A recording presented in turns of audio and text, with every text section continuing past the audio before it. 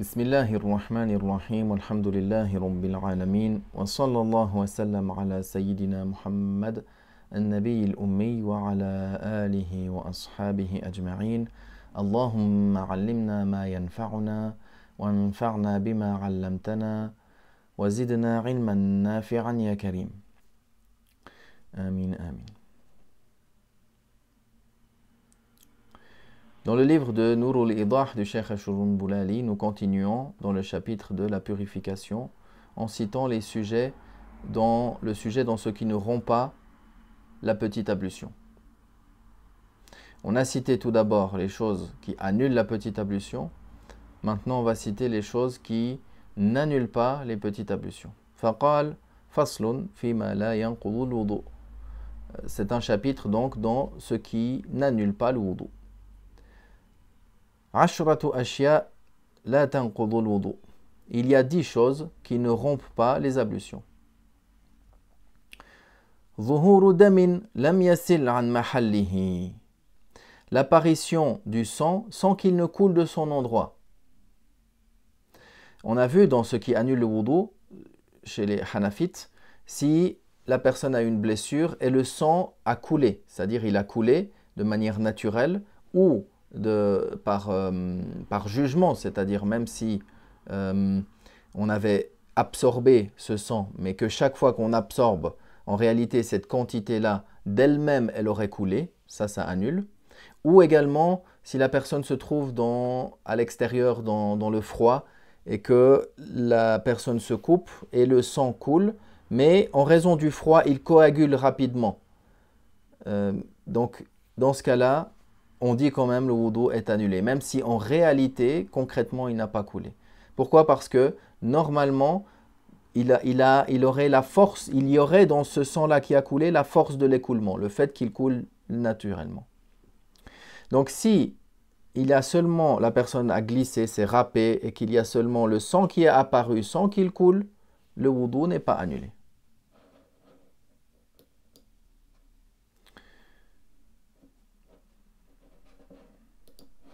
Ensuite, il mentionne وسقوط لحم من غير سيلان دم كالعرق المدني الذي يقال له رشته بالفارسية. Il cite ensuite la perte d'un morceau de chair ou de peau sans que ne s'écoule du sang, tel que le irq al-madani, qui est appelé dans la langue perse Rishtah. Alors il y a plusieurs explications pour cela. C'est-à-dire que si la personne a des morceaux de peau ou de chair qui tombent de son corps, comme des fois la personne peut avoir dans le cou ou sous les aisselles, il y a un nom spécifique à cela, mais j'ai oublié maintenant.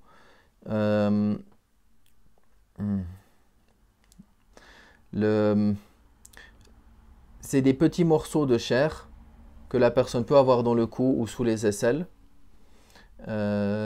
Si ces morceaux de chair-là tombent sans que ne s'écoule de sang, alors le fait qu'une partie de cette chair, qu'une partie de cette peau soit tombée, se soit détachée, le wudu n'est pas annulé.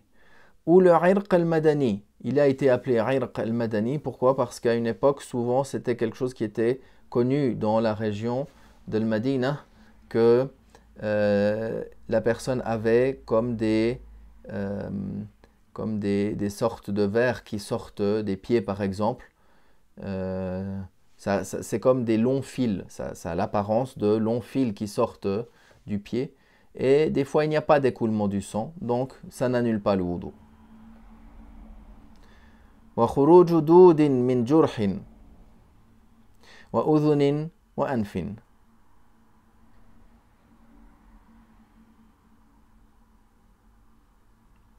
Ici, pourquoi? Il dit ici également le fait qu'un ver sorte d'une blessure, d'une oreille ou du nez.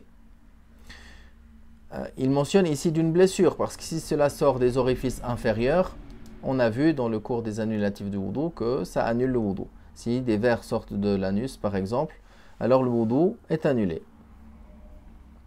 Mais si ça venait à sortir d'une blessure, par exemple, ou de l'oreille ou du nez, alors le wudu n'est pas annulé.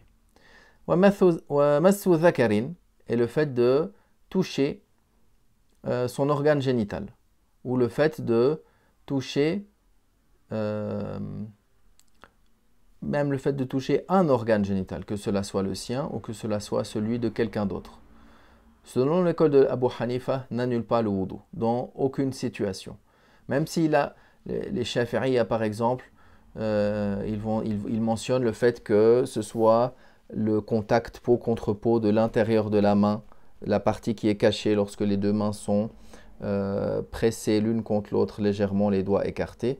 Toute cette partie qui est cachée, alors si on a eu contact sans intermédiaire, c'est-à-dire peau contre peau, avec son organe génital ou celui de quelqu'un d'autre, comme lorsque la personne change son enfant par exemple, il fait la toilette intime à son bébé par exemple, ou à son enfant qui grandit, il lui apprend à faire l'estinja, etc. Selon les Hanafites, le wudu n'est pas annulé, dans aucun cas. Que cela soit son propre organe génital ou celui d'autrui. Contrairement à d'autres écoles, comme on l'a mentionné. Également, contrairement à d'autres savants dans d'autres écoles, le fait de toucher une femme qui est épousable, une femme ajnabiyya. Son épouse, la personne, s'il a un contact peau contre peau avec son épouse, selon l'école de l'imam Abu Hanifa, le wudu n'est pas annulé. Mais dans toutes ces situations-là, dans toutes ces questions-là, la recommandation c'est de sortir de la divergence, c'est-à-dire de refaire le wudu, quand bien même le wudu, selon l'école hanafite, n'est pas annulé. On l'a vu à plus forte raison encore quand il s'agit d'un imam, quand il s'agit d'une personne qui dirige la prière pour les gens. Il ne convient pas, dans aucun cas, que la personne prie imam pour les gens et que de temps en temps, il prend l'avis que ça annule pas alors qu'il suit une autre école, etc. Non, ça ne convient pas. La personne qui dirige les gens, dans une mosquée par exemple, il y a des gens derrière lui qui sont malikites, shafi'ites, hanafites. Il lui est demandé que cette personne-là sorte des divergences. À plus forte raison pour les gens, les autres gens, les gens du commun ou qui ne sont pas pris comme imam. Également, le vomi qui n'emplit pas la bouche. Si la personne a vomi sans que cela emplisse la bouche, ou comme on l'a vu, selon l'avis de l'imam Muhammad, rahimahullah, on a vu que si la personne vomit et que ça emplit la bouche, le wudu est annulé. Maintenant, si la personne a vomi plusieurs fois et que c'était un petit peu chaque fois, est-ce qu'on par estimation, est-ce qu'on rassemble pour dire c'est une quantité qui emplit la bouche, donc le wudu est annulé ou non? Alors, on fait revenir cela à la cause du vomissement, selon l'imam Muhammad, rahimahullah, un de parmi les élèves de l'imam Abu Hanifa. Selon l'imam Abu Yusuf, lui, il a dit c'est selon l'assemblée, c'est-à-dire la situation, l'endroit où il est. Mais l'avis qui est pris en fatwa, c'est l'avis de l'imam Muhammad. Donc, on parle en fonction de cette situation-là, pour le détail. Si la personne, il a vomi une petite fois, et après, ça n'emplit pas la bouche, et après, il a vomi une autre fois, une petite quantité aussi qui n'emplit pas la bouche. Mais, si, par supposition, on rassemblait ces deux quantités, et qu'on atteignait ce qui emplit la bouche, si on se trouvait que la personne a vomi suite à deux causes différentes, alors le wudu n'est pas annulé. Ou même si la personne a vomi une seule fois, mais un petit peu, de sorte que ça n'emplisse pas la bouche, le wudu n'est pas annulé.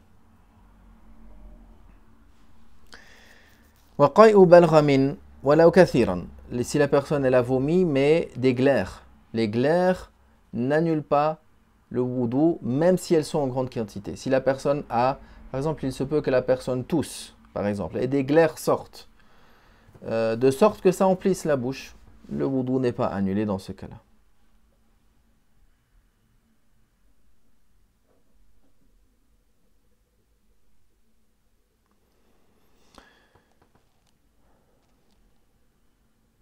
وتمايل نائم احتمل زوال مقعدته. Si la personne il s'est endormi, bien calé sur son postérieur, mais il a un peu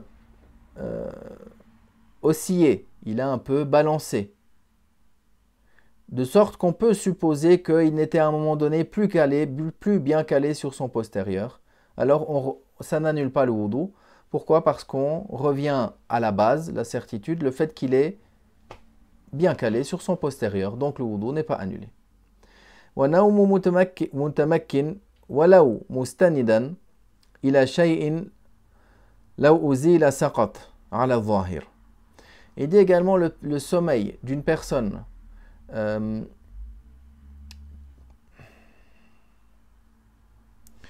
si la personne était en train de dormir, même si elle était appuyée contre quelque chose, elle était adossée à quelque chose, mais elle a le postérieur bien calé. De sorte que si on enlevait ce sur quoi elle est adossée, elle tomberait. Alors le wudu n'est pas annulé selon l'avis zahir du madhab. Ça, c'est ce que Cheikh Shurunbulali mentionne. D'autres savants, il y a divergence dans cette question. D'autres savants, comme l'imam al-Quduri, rahimahullah, il mentionne que